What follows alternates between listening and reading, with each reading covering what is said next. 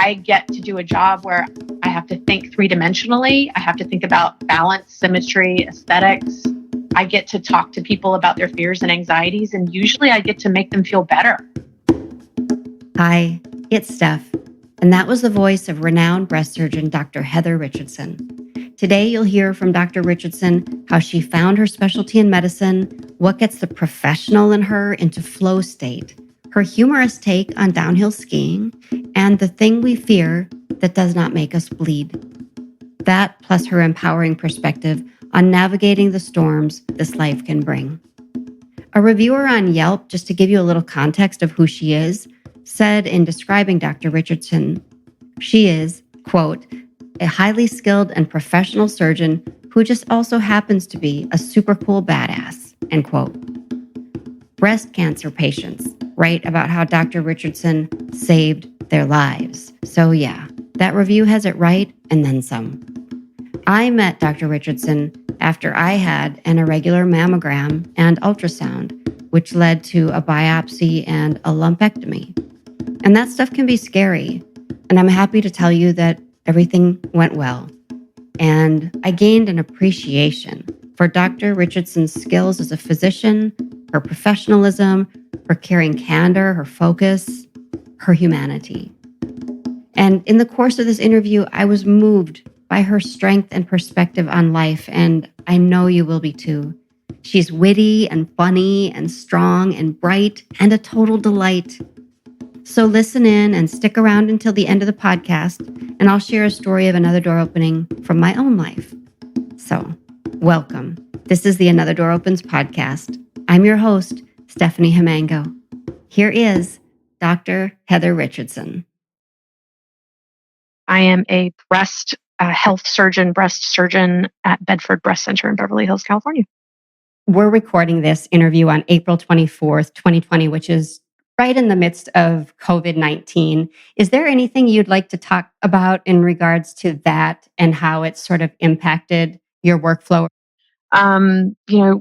With any situation, you have an opportunity to adjust to it, adjust from it, pivot and learn and sort of take away the best things that you can and take that experience and try to make something really good out of it. So I think what's been really fascinating about this situation is it's really showed us what can we do remotely, and how I've been so impressed with our team. Like, how is everybody reacting to everything that's happening? And it's just really interesting to see the spectrum of reaction of responses to this scenario in particular, but any scenario that comes out that's at such an extreme like this. Everybody has a different reaction or way to sort of behave and respond to fear and anxiety. Have you learned anything about yourself in this process because this situation is so brand new to everybody? Well, I think in dealing with breast cancer patients or anybody where you have to give news to, I see this happening over and over and over again. When you've got a situation that potentially could have a really bad outcome, or might be a little bit workable, and you're right at the beginning of the scenario and you just don't know what to expect, dealing with the uncertainty is the worst. And I find that actually having the uncertainty surrounding you and sort of wallowing in all of the different possible outcomes is sometimes far worse than just dealing with knowing that you have a worst case scenario. Because at least if you know exactly what you're dealing with and what's expected of you, you can make a plan of attack and you can have action. But being forced into inaction and being forced in a situation where you can't take any action because you just have to wait and see what the different outcomes are and gather your information. Humans that are put in a situation where they literally can't do anything, it is mentally one of the worst situations that people can be in. So to go through that pendulum swing of, oh my gosh, this is the worst thing ever. I can't believe this is happening to me. I feel so terrible. And then you swing in the opposite direction and you have to kind of balance your mind. And then you have to go, well, there are things that I can do. It could be worse. So what happens is people go through these extreme pendulum swings of a mindset in the beginning of something uncertain like this. And then finally, like a pendulum that you set in motion, eventually it kind of settles down to the medium and you kind of finally find where you land. And usually that has to do with information and time passing, seeing what is reality. And then you can start making choices. One thing that I noticed on the website for the Bedford Breast Center is you're quoted as saying, very few people have an opportunity to use their hearts, their hands, eyes, and ears every day with the goal of giving more time to mothers, sisters, daughters, and wives. Tell me a little bit about that. Expand on that sort of multifaceted approach you bring to medicine. Specifically, I have an art background of fine art and visual art, and my mom, who is a wonderful woman, actually passed away of breast cancer, and she told me not to try to make money doing what you love. And I'm not saying that that's not but that's advice everyone should take. But for me specifically, I think it was good advice because her point was that if you try to make money making art or making music, then you won't love it so much. Just do it just because you love it, and just do something else to make money. And that was very good advice for me specifically. And it's not advice I would think everyone should take, because we need music and we need art. We need people to follow their passion and live their dreams. But it was a really good thing for me to kind of look into myself to see, what do I want out of life, and kind of seeing that there can be two sides to things, that it is okay to have a job that is a perfunctory job, but yet still do what you love, and you can keep those separate. I just got really lucky that I just landed into something that actually has everything together. I didn't plan it that way, but I liked science and I enjoyed science, and my path took me down this road a little bit bumpy, just sort of like a ship kind of going through currents and rocks and storms and landing on this beautiful sort of like paradise island. I don't know how I got here, but it worked out really well. I get to do a job where I have to think three-dimensionally. I have to think about balance, symmetry, aesthetics. I get to talk to people about their fears and anxieties, and usually I get to make them feel better. And they're so grateful, and they feel really happy about that. To connect with people and to use an analytical mind to solve problems, and then to physically have to do something to actually enact.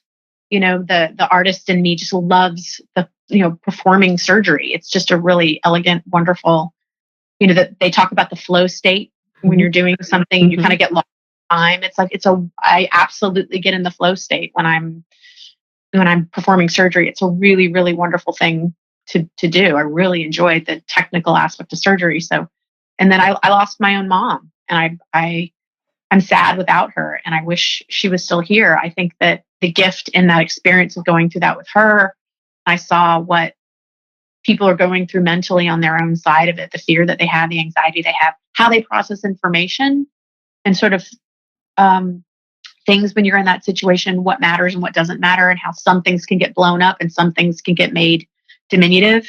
Sort of learning those lessons through someone who actually went through it, it really kind of gives me a scope of what my patients might be going through. And as much as I would rather be a slightly crappier doctor and still have my mom around, it's definitely something that it's definitely something that I'm making the most of. And I know that she would be proud of me.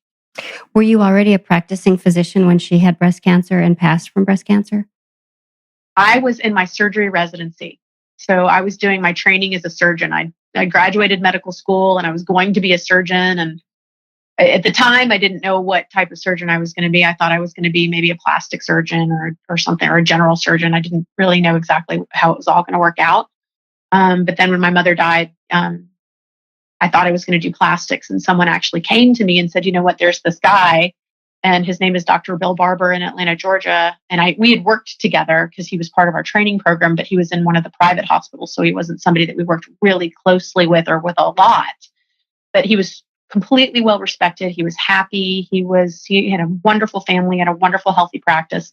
And he liked what he did, and he was overwhelmed. He had so many patients, and he did a great job, and people liked him. So he was very popular.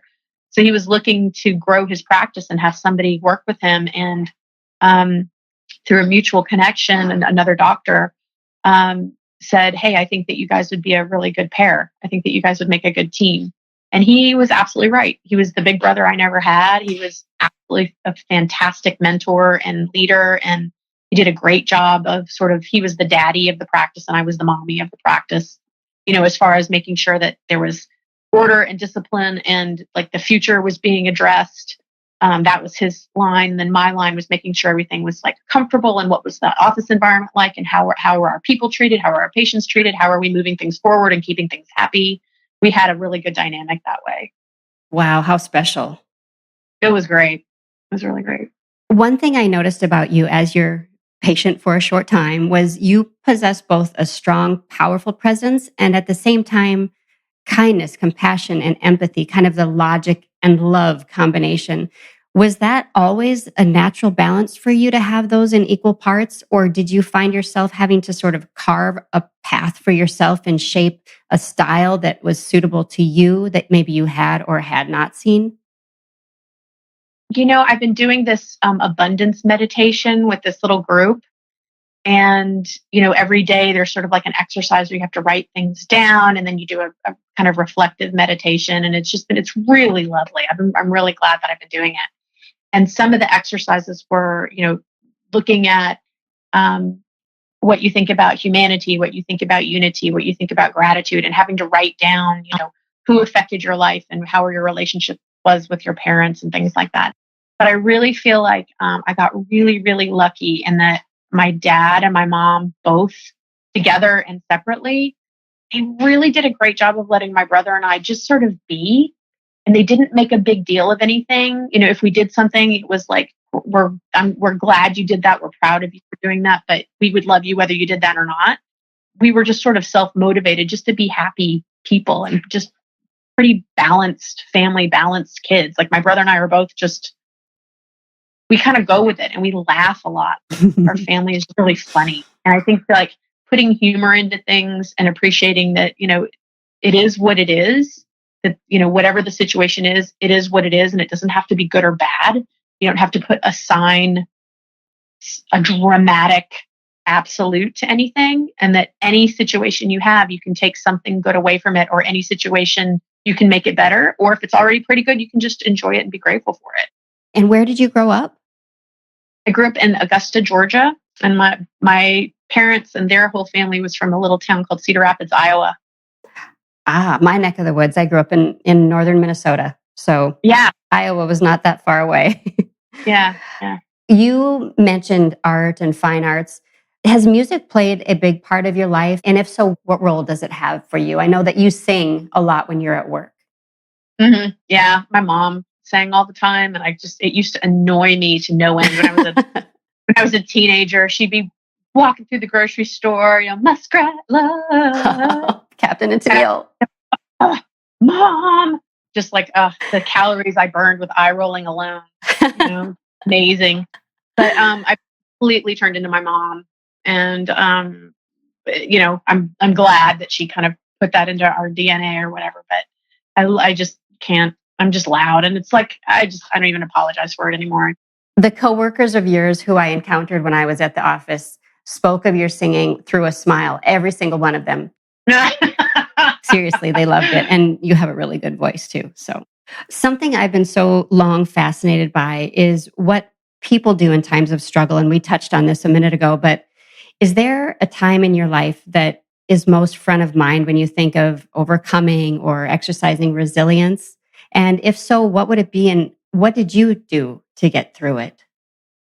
The death of my mom would be certainly something that was certainly sort of life shaping, life changing, and certainly a lot to learn from. And then I was in a very complicated marriage for years and years and years, and my husband took his own life, and that was very hard to deal with, and that was certainly a lot to work with. Oh my God, I'm so sorry. No, that's okay. I mean, again, it's one of those things that it was a really horrible situation, and I wish he had made different decisions, but I can't unmake his decisions, and they weren't my decisions to make. So I have to just sort of let them go and appreciate that. I wish things had turned out differently, but I can't do anything else about it. And all I can do is take what I have from all of that experience and situation and move forward. That's why I left my practice in Atlanta and why I came to Los Angeles, just to start over, just to give myself a new place to come that was my own. I just wanted a new territory. I just wanted to go somewhere really different and wide open where there were tons of opportunities, both for me personally and socially and career wise. And I wanted something bigger. fortunately, I came out here, and after a little bit of a stumble, encountering some stumbling blocks, I've so thrilled that I came out here, and every stumbling block that I encountered was a rock or a current that set me onto this beautiful new shore. So, I'm happier now here than ever thought I would be. That's remarkable. Did you have any sort of anchors for yourself when you first got here? Something that would keep you feeling all right? Like, are you a person who exercises? Are you a hiker? Do you meditate? Were there any things that you can point to that were really sort of touchstones for you to ground yourself and feel okay during that time? I cannot stand basically movement or effort. I am the worst when it comes to exercise. I am the worst dancer. I don't do anything athletic. I'm just a giant klutz. I don't like moving. It's like, oh, do I have to get off the couch? It's the worst. I don't take advantage of this beautiful like hikes and all of the beautiful things that you can do outdoors in California. I'm completely not the poster child for that. I mean, the most athletic thing I do is downhill skiing, and that's because the mountain does the work. Like all you have to do is like stand still and go into a controlled fall. That's all you have to do. And at the other end of that is like a giant bowl of melted cheese and several glasses of wine. So like there's like I'm all in for that. Like I have no problem with that whatsoever. And that's the most athletic thing I can do. I guess landing in a brand new town where you don't know anything, I just threw myself into my work, and I love what I do. I came out to start with one practice, and that ended up not working out. But starting from zero and then sort of finding that, hey, I can still connect with patients, I can still connect with doctors, my work is good, people are appreciating my work, and then that didn't work out. Having to start over a second time from zero, having a really busy, thriving practice and start over from scratch twice was really sort of a blow of what it really means to have a medical practice and develop relationships with doctors and patients and staff. But doing it twice, that is really where all of my attention and all my effort went, and it bore fruit. So that was the reward. The reward was in that work, planting those seeds, and then watching everything actually grow and develop and blossom. It's just been really lovely. I think that's beautiful because there's a lesson there too about planting a seed and then getting into that space that you talked about with reference to this COVID-19 stuff, which is that really uncomfortable, uncertain space. Did you have a knowing or a trust that when you planted seeds, they would grow? I guess I just always had that sort of, well, why wouldn't it? I didn't really think, well, what if I fail? What if I fail? What if I fail? It's like, well, what am I going to do with my success? It was more of a, this is going to work. The question is how and when. I'm excited to see how this is going to turn out, kind of a situation. Like I didn't ever expect to fail. I mean, even now in the midst of all this, I'm not worried about us failing. I'm curious to know how this is all going to work out. I know it's going to work out. I just don't know how. Oh my God, I love that. What does another door opens mean to you? What do those words mean to you? That to me is any situation, any ingredients that you're given, you can always make something from it. Like any horrible situation that life presents you with a lesson of your own strength, your own resilience, what to do, how to respond to a bad situation, so that you have now learned a lesson, so that the next time you encounter a similar scenario, you can see the red flags, you can pivot, you can act accordingly, and sort of like avoid a worse outcome in the future. I think that any scenario that anyone is given, you have an opportunity to make something better for a person, and sometimes that person is yourself. I appreciate your candor and willingness to share. I mean, that takes a lot of courage, in my opinion, to share your story and to trust somebody to put it out there in a way that feels responsible.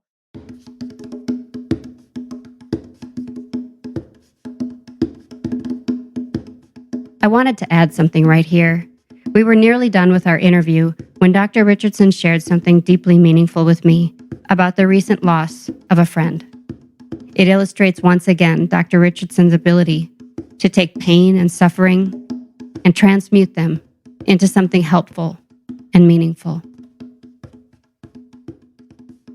One of my dearest friends passed away suddenly in November. She was just this really amazing, generous, kind person who always gave more than she got in every scenario, in every situation. There's story after story after story of her just being really kind and generous. And we kind of reconnected as friends after my husband died. And she was just having a tough time. She'd had a really bad breakup. And I had moved out to LA and I was gone. And I said, things are really good for me out here. I really like it out here. I think you'd probably appreciate like a new start too. Like if you want to come out, stay in my spare bedroom, you can just come out and not do anything crazy. You can just live here for a few months, get your feet on the ground and then go on and I won't charge you anything. And you can just stay here with me. So she came out and moved from Atlanta to LA and I figured she'd live with me for like 2 or 3 months and that turned into almost 5 years. We just had this sort of like team living approach where I paid for everything and she kind of and she just kind of took care of stuff. So she like cooked and cleaned and took care of the animals and we were just good friends. Her father had died and left her a small piece of property in Florida, which she sold about 4 years before she died. And I said, don't touch that money. Just leave it alone. I'll take care of the money. Just you take care of everything else. And then she died very suddenly in November of a brain aneurysm. And she came into my room at 4:30 in the morning and said, something's really wrong. I have a horrible headache. And after talking with her, I figured pretty immediately that, okay, something's not right. That was witnessed in the emergency room where she seized and that was it. That was her last conscious moment. And she ended up being an organ donor. She was able to donate her organs, and which was one of her wishes. And I had the living will. We were each other's living will person. So as hard as that was, and as horrible as that was, the fact that was like one of her most generous gifts ever. So at the end of it all, I get a notice from the bank once the death certificates. It was like the day the death certificate came, and then I got a notice from the bank about 3 or 4 months after she had died. And so I went to the bank to figure it out. And they had said, oh, nothing's wrong. It's just that her account is sitting here and it hasn't been used. And I said, oh, figured it all out. Well, they said, well, you are the designated signer on her account. So this is your money. Like whatever is in her account is your money. And her father had left her a little over $100,000. And I figured after, 3 years, she probably had like $80,000 left, because of whatever. Well, they cut me the check of for the remainder of her bank account. After sitting there for 2 hours, they hand me the check and I never asked like how much was in it. And it was only $13,000. And I was really shocked that all of her money was gone. So I thought, oh, well, maybe she's put money somewhere and I need to find out where it is. So I get all of her bank statements. And as I'm going through every month of her bank statement, it's just trickle, trickle, trickle. And the entire time that she was living with me, she was putting money into my account. Sneaking money into my account, paying the rent. She was buying the groceries, even though she had a card that was supposed to be, going from my account. She was paying for groceries. She asked one month, hey, I want to buy this vacuum cleaner. I said, sure, yeah, get whatever vacuum cleaner you want. No problem. She paid for the vacuum cleaner. I thought I paid for the vacuum cleaner. She paid for the vacuum cleaner. Wow. The entire time we lived together, she was contributing. She was never did she say a word about it. Wow. Never a single word. What do you make of that? She was just she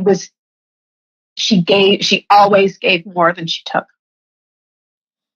Wow. She just constantly made everything better. And then and when she died, the whole neighborhood came together. She sounds like she really touches people deeply. Just story after story after story of all of these wonderful things that she did for people. Is just amazing. She was just a really good person. I really miss her. She was my best friend.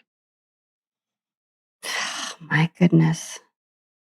She was just a champion for anything she could do to help anybody. She would do it. And the funny thing is that I had 2 bank accounts and I would move money back and forth between the bank accounts. And when I would do that, it would just say, the name of the bank. And that was it. And then her account was at the same bank. So when she transferred money in, it just said the name of the bank, like like transfer. So I never, ever, ever knew. So she did it completely anonymously. What was her first name? Deborah, Debra. Wow. I'm just sitting there in the bank, just crying, just reading through all of the things like, oh, look, she paid for the dogs to go to the vet. Oh, look, she bought this. Oh, look, she bought this. I can't believe that. I can't believe all of these things that she put money. Like so many times when we would go out to dinner and I would pay for dinner, but I didn't, like, she would pay with what I thought was my card coming out of my account. Oh no, she was paying for it. And she never said it. That's heavy and beautiful and profound and heartbreaking. Yeah, she was a really, really good person. I haven't had to, since she died the 27th of November. And, we had a memorial service for her on her birthday, which was February 11th. So there was a big kind of like build up and catharsis and that in early February. And then it was kind of like, okay, get back to work, get back to life, moving past this. And then all of this COVID stuff has happened. So I haven't really talked about her or really, I think about her a lot, obviously, but I haven't really vocalized it in a few months. So yeah. Everyone's walking around with something, aren't they? Yeah. Oh, absolutely. Absolutely. Do you feel like you still are connected to her? Do you feel like, what would she be thinking right now? I absolutely do. I'm thinking, first of all, she would have researched everything. She would have done a deep dive into the internet and she would have found the most natural ways to disinfect, the most effective antivirals. She would have made sure like the best information on nutrition. And she just would have done a deep dive on all of this stuff. And then she would have made care packages for the entire neighborhood and made sure that like the older people and the people maybe were either had social issues or immunocompromised for their own reasons. She would have made sure that they had something too, that they were getting attention, and that did anybody need to get anything from the store. She would have just done everything for everybody. In any relationship, I think people overestimate what they've put into it. And then whether it's business or personal, you overestimate what you've put into it. They're overestimating what they're putting into it. And the reality is somewhere in between. So you have to just assume that you haven't put as much into it, and you have to give the other person more credit than they do in order to have sort of a functional, positive relationship. And it doesn't mean you have to let anybody walk all over you, but at the same time, you can't really keep score. You can't really expect anything out of anything. And when you do that, when you just give freely and you're grateful for whatever you get, then it's like complete harmony. I just think we can all learn so much from each other, Yeah. And I think that's endless. I know you deal with all different types of people. You deal with celebrities and non-celebrities and everybody. And I think we can all learn from each person we encounter.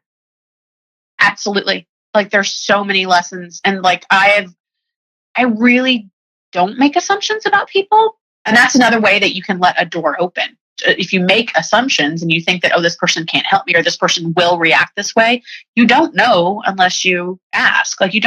No one knows what you're thinking unless you tell them. Right. In fact, I say, I don't know what you're thinking unless you tell me. And even then I don't know what you're thinking. I only know what you tell me. Right. Another thing I love to say is, no won't make you bleed. That's so good. Did you come up with that? Lots of things will make you bleed. Believe me, I know what they are, but the word no is not going to make you bleed. And in the worst case scenario, you ask and someone tells you no. Okay, well, move on. Ask a different question. So we can't control anything. All we can control is our response to it. That is so true. I can't thank you enough for your time and your insights. Oh, I just went on and on and on. I'm so sorry. This is wonderful. Are you kidding me? I love it. I could talk to you for days. Fun. So much fun. So much fun. Well, I am so glad you're doing this because there's so many wonderful stories out there, and I can't even believe you thought to talk to me about mine. But I'm truly honored to be included in your collection. I'm honored too. And I'm honored that you, all of you listening, stayed to hear this episode. The idea here is open doors, open hearts, open minds. Every week, you'll get to meet someone new on this podcast and get a little bit of their life insights. Also, please continue to download the podcast, share it with friends, hop on iTunes or Spotify or wherever you listen to podcasts, and subscribe to it. If you enjoyed it, maybe you'd like to give it a 5-star review or share it with friends. You can follow the podcast also on social media at Podcast Auto. It's at Podcast ADO, which is short for Another Door Opens. And if you'd like extra special access to the podcast and to support its creation, you can do that for as little as $1 a month if you visit patreon.com/anotherdooropens. So check it out to learn more. Thank you to Eric Brown for the beats in this broadcast and to Jonathan Raz, who edited the episode. And to my guest, Dr. Heather Richardson, thank you for so generously sharing yourself with us.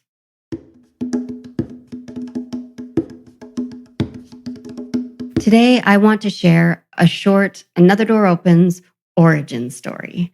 I started the Another Door Opens project as a blog back in 2013. The idea was a photograph of a door and a photograph of a person who lives or works behind that door and a little bit of their story that marked a turning point in their life. I believe we can learn something from everyone we meet. And in doing so, we learn to care more and judge less. For context, I was looking for a metaphorical door of my own at that time. I just wasn't consciously aware of it back then. I had left my NBC network news career of more than 13 years and was trying to figure out what I would do next. Tennis great Arthur Ashe said, "Start where you are, use what you have, do what you can." And so I did. I was in Ruidoso, New Mexico. I had an idea, a Nikon camera, a notebook, and I bought a little recording device at Walmart. I started knocking on doors and talking to strangers and asking if I could talk with them for this project. And they said yes. I want this podcast and the stories you hear here to give you hope that another door opens at every transition place you find yourself in your own life. You can find one, it may open, you may build it, you may manifest it, whatever it may be, you can do it and you can make it happen every time. Okay, that's the door for today. Stop by online and let me know about a door opening in your own life. Thank you for being here, and I'll see you next time. Love you, bye.